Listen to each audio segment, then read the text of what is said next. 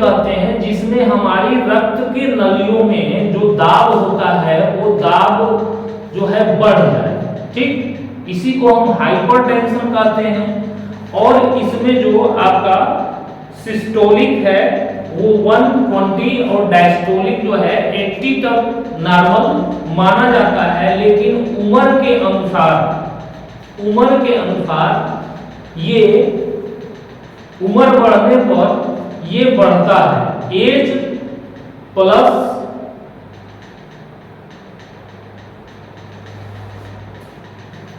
90, ठीक,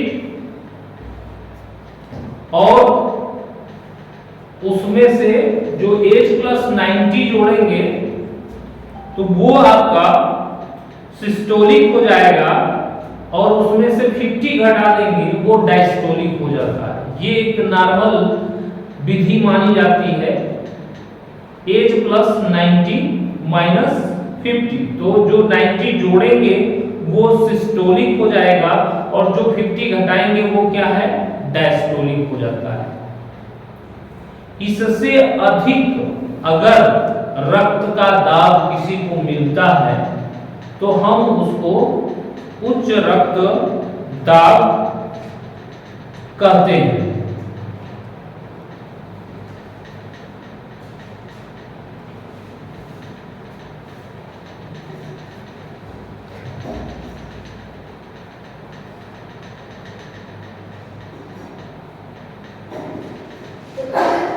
तो ये रक्तदाब जो है शरीर के लिए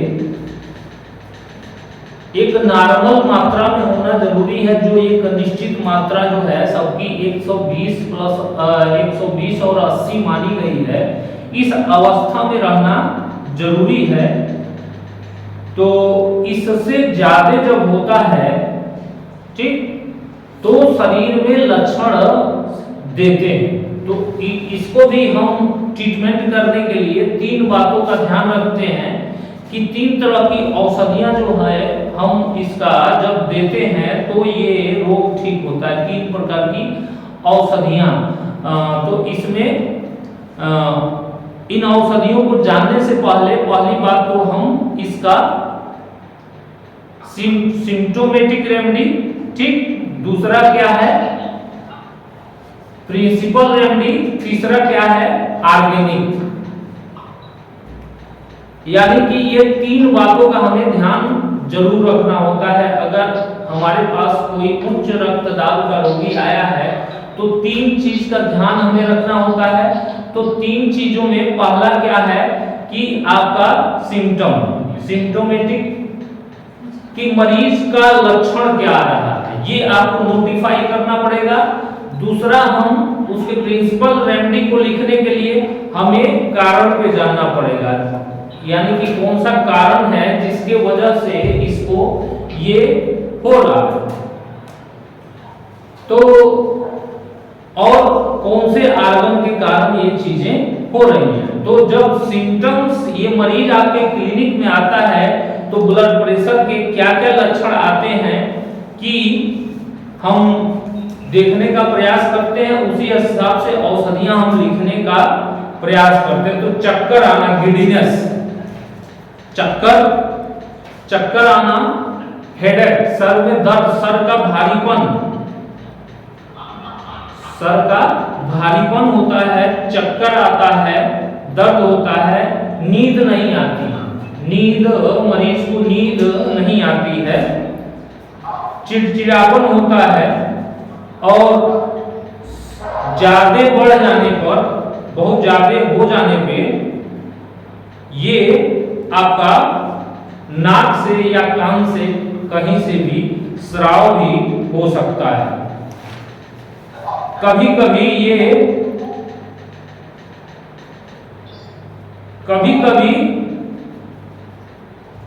कभी ऐसा होता है कि जब बहुत हाई हो जाता है तो ये मस्तिष्क में भी हो जाता है, जिसमें आप लोग देखते होंगे कि लोगों को पैरालिसिस की कंडीशन आ जाती है। तो इसलिए रोगी कोई भी आता है आपकी क्लिनिक में, एनी हाउ किसी भी प्रकार के रोगी का जरूरी है कि उसका ब्लड का प्रेशर नापना। ठीक, हम जब रोगी को इंट्रोगेट करते हैं, रोगी को जब इंट्रोगेट करने से पहले हम जरूर उसका ब्लड प्रेशर लेने का काम करते हैं। तो अगर हमें उसमें या तो एक तो बीपी पहले से रोगी को हो, तो लक्षण लेके आए कि हमें चक्कर है, या उसे पता नहीं है कि चक्कर मुझे क्यों नहीं आ रहा है, नींद नहीं आ रही है, सिर में दर्द हो रहा है, घबराहट जैसी हो रही है, या कुछ ऐसी परेशानी जो है उसको लेकर के हमारे पास आता है, तो रोगी का मूल रूप से सिम्टम्स लगभग यही होते हैं कि रोगी हमारे पास इसी तरह की शिकायत लेके आता है। तो पहली चीज कि हम क्लियर कर लेंगे किसी भी रोगी पे आने पे कि इसका जो है जो सिम्टम है वो हमें क्लियर आउट होना चाहिए, जो हम समझ सकें। दूसरी बात, दूसरा जो प्रिंसिपल रेमेडी जब हम लिखते हैं किसी भी औषध की प्रिंसिपल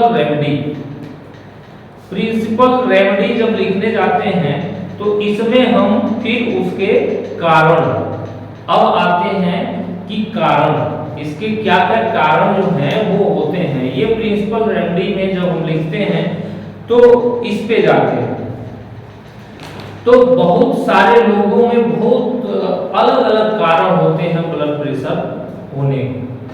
ठीक, शरीर में पहला कारण है मोटापा, ओबेसिटी, कोलेस्ट्रॉल का बढ़ना शरीर में,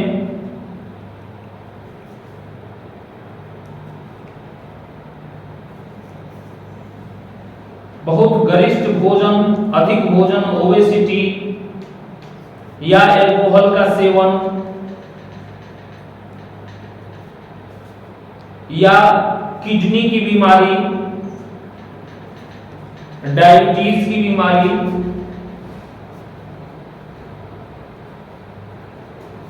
हार्ट की बीमारियों में हार्ट डिजीज,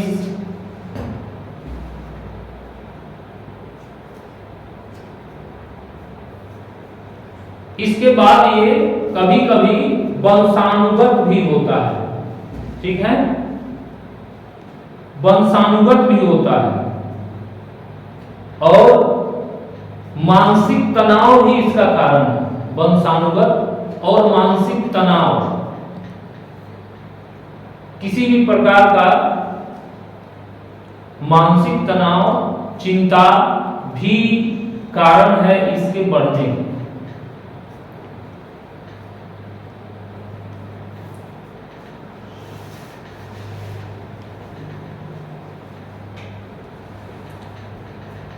तो ये तमाम सारे कारण हैं जिसके वजह से ये रोग होता है।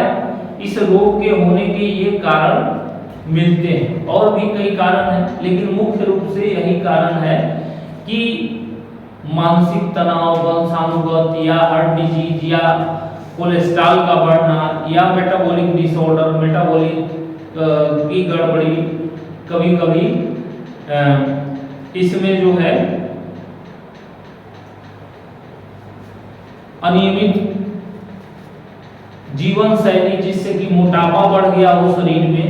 ठीक, जैसे मान लो इंसान अगर 20 किलो वजन किसी का बढ़ जाता है तो हार्ट को उतना ही प्रेशर पड़ता है वहां तक पहुंचाने में ब्लड। ठीक, तो मोटापा एक बहुत बड़ा कारण है इसका, ओबेसिटी का, इसके ब्लड प्रेशर होने का, तो ये कारण। उसके बाद किडनी की बीमारियों में ऐसा होता है। अब तीसरा आते हैं कि आर्गन, इसमें अंग कौन कौन से इन्वॉल्व आपके हो रहे हैं। ठीक, तो इसमें जो है जो अंग इन्वॉल्व है उसमें आपकी आर्टरी में ही ये प्रेशर बढ़ रहा है। जैसे उसमें आर्टरी में घटता है, इसमें बढ़ रहा है।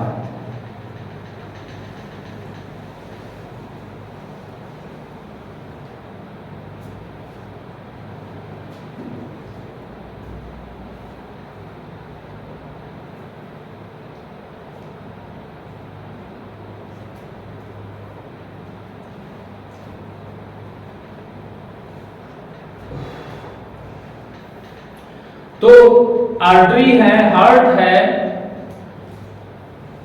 या अलग अलग कारण हम जो देखा हमने कारण में, वो अंग इसके होने के कारण हैं कि इसमें जो है ये चीजें होती हैं इस हिसाब से। अब इसकी जब हम चिकित्सा कार्य करना चाहें, चिकित्सा कार्य करेंगे, तो पहली चीज कि हम सिम्टोमेटिक रेमेडी की तरफ आते हैं कि ब्लड प्रेशर बहुत से बढ़ा हुआ है इसका, समझ गए बात को। तो सिम्टोमेटिक रेमेडी में दो तरह की रेमेडी आपकी आती है, इंटरनल और एक्सटर्नल, ठीक, इंटरनल और एक्सटर्नल। तो इसमें चक्कर आ रहा है, सर में दर्द हो रहा है, या नींद नहीं आ रही है, ये तरफ का लक्षण है, तो इसमें जो दवाई प्रयोग होती है इसमें वाई और डब्ल्यूई, दो तरह की ये सिम्टोमेटिक रेमेडी है, वाई और डब्ल्यूई। तो वाई हम पिलाने के लिए यूज कर सकते हैं और डब्ल्यूई लगाने के लिए, नींद न आ रहा हो तो उसके पैर के तलवों पे लगवा सकते हैं, डब्ल्यूई सर में लगवा सकते हैं।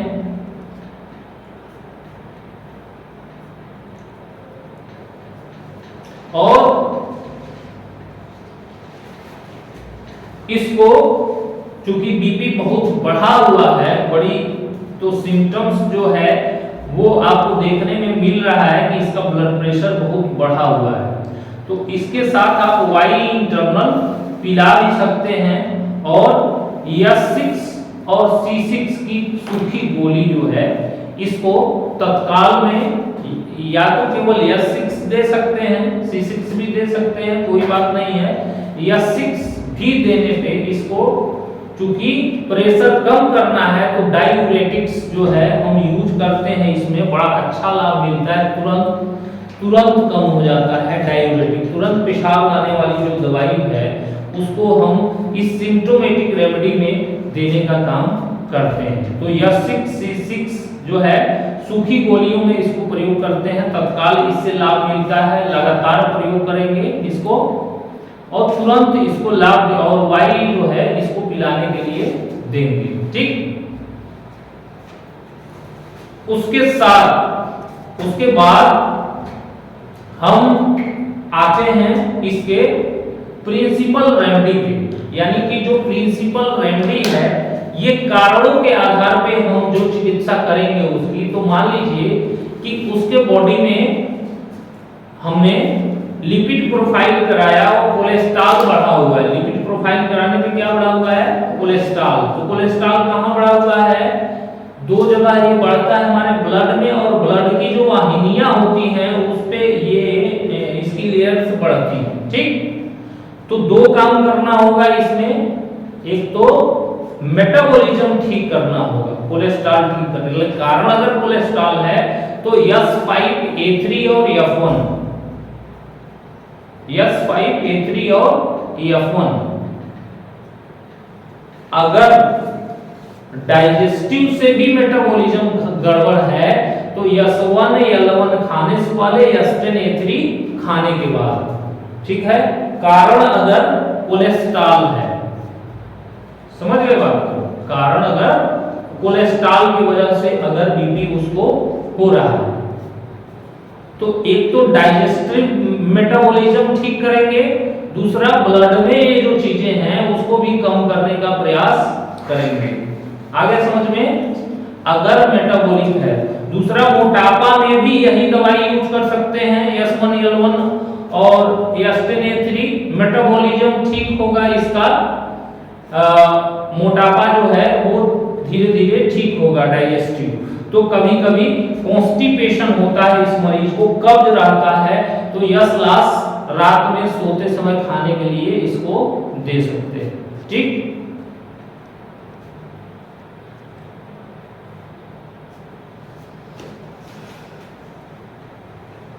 अगर इसका कारण हार्ट डिजीज है, हार्ट की कोई प्रॉब्लम है, हार्ट, ठीक। तो हार्ट प्रॉब्लम है तो आपको यास्टेन C5 और A3, ये 3 दवाएं हैं, यास्टेन C5 और A3 due to heart, यास्टेन C5 और A3। मैंने जो है बहुत सारे हार्ट रोगियों को ठीक किया है, बहुत सारे, हम इसी आधार पे चिकित्सा कार्य करते हैं और हमें बहुत अच्छी सफलता मिलती है इस पे। हाइपरटेंशन में भी बहुत अच्छी सफलता मिलती है हमें, हम इसी आधार पे करते हैं, कारणों के आधार पे चिकित्सा। तो इसमें हार्ट डिजीज हो तो यास्टेन C5 और A3, इसको हम सूखी गोलियों में भी प्रयोग कर लेते हैं या लिक्विड में भी प्रयोग करते हैं। ये तो हमें जानना पड़ेगा कि किस कारण से इसको हाइपरटेंशन हो रही है।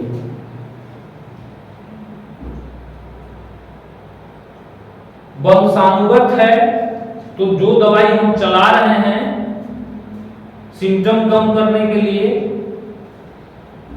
ठीक, उसी के साथ हम धेनुवन भी जोड़ते हैं।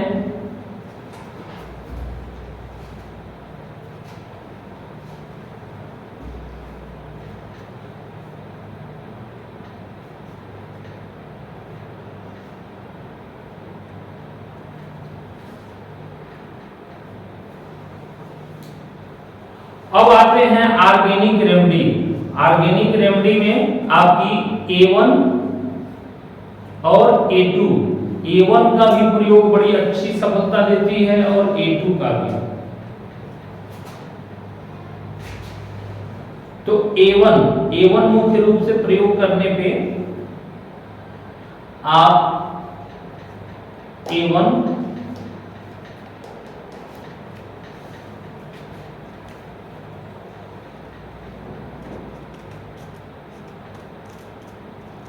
और उधर आपकी यास्टेन C5 A3 हो ही गई है। जब हार्ट की कोई बीमारी हो इस तरह की जिसके कारण से हो रही है, हार्ट की वीकनेस के कारण, हार्ट की किसी भी तरह की फंक्शनल या स्ट्रक्चरल डिसऑर्डर होने से अगर होती हो तो हम प्रयोग करते हैं अलग अलग स्थितियों में उसको, ठीक। तो A1 मुख्य रूप से इसको देते हैं और जितने भी कारण मैंने बताए और भी जितने कारण हैं आप ऐड करके उन दवाइयों को दे सकते हैं, तो इसकी ये चिकित्सा ठीक रूप में हो जाती है। और तत्काल जो बढ़ा हुआ है उसको विदिन 1 से 2 मिनट में लाभ, आपको जो मैंने दवाई बताई उससे आप करके देखें, तत्काल लाभ मिलता है, ठीक है। तो इस तरीके से हम इलेक्ट्रो होम्योपैथी में ये जो चिकित्सा कार्य है हाई ब्लड प्रेशर का, जिसको उच्च रक्तदाब कहते हैं, हम आसानी से कर सकते हैं। बाकी जो भी कारण है इसके, उसको हम जिस कारण से रोग उत्पन्न हुआ है उसको हम बंद कराने का भी प्रयास करते हैं। मानसिक तनाव है तो F1 और WE जो है मानसिक तनाव, कोई भी मानसिक तनाव है तो F1 और WE अगर मानसिक तनाव के कारण।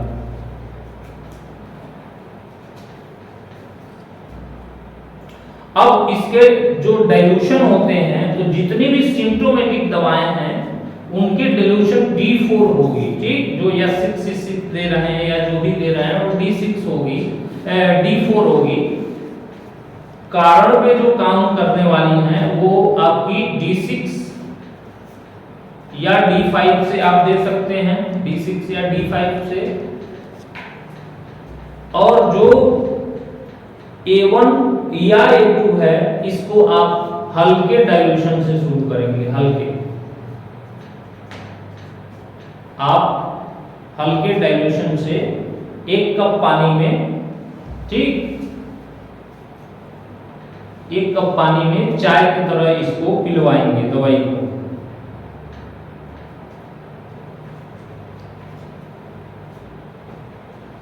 धीरे धीरे करके उसको पिएगा दवाई को।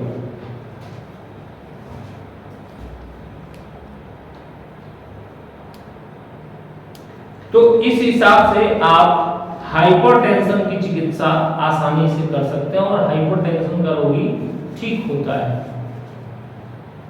कारण को दूर करेंगे, धीरे धीरे ठीक हो जाएगा।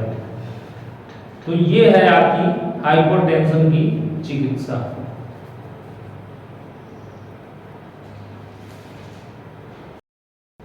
और एक चीज का ध्यान रखना है कि अगर रोगी को एलोपैथ की दवाई कोई पहले से चल रही है हाइपरटेंशन की, तो उसे तत्काल बंद नहीं करना है। ऐसा नहीं, धीरे धीरे बंद करवाना है, तत्काल बंद नहीं करवाना है। कोई भी दवाई उसकी चल रही है अगर हाइपरटेंशन की, कारण को खोज के इलाज करिए, धीरे धीरे कारण खत्म होगा तो वो भी दवाई बंद हो जाएगी। लेकिन आप अचानक से बीपी के, शुगर के या किसी भी ऐसे गंभीर रोग, थायराइड के दवाइयों को तत्काल बंद नहीं करना चाहिए, उसको धीरे धीरे बंद करना चाहिए, ठीक है। तो इसमें भी आपको यही करना है। और भी जो परहेज है, जैसे नमक जो है वो कम करवा देना, नमक बंद करवा देना है, उसको नमक कम खाना है, नमक और चीनी और चाय, ठीक।